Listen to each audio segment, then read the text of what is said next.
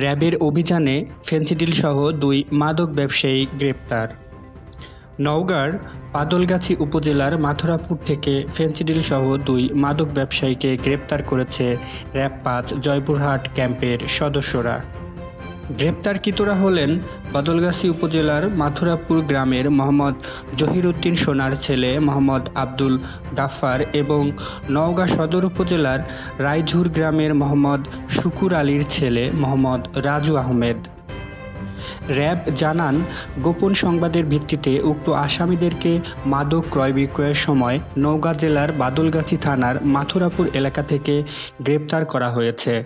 গ্রেপ্তারের পরে আসামিদেরকে তল্লাশি করে তাদের নিকট হতে অবৈধ মাদকদ্রব্য ৪৫ বোতল ফেনসিডিল উদ্ধার করা হয়।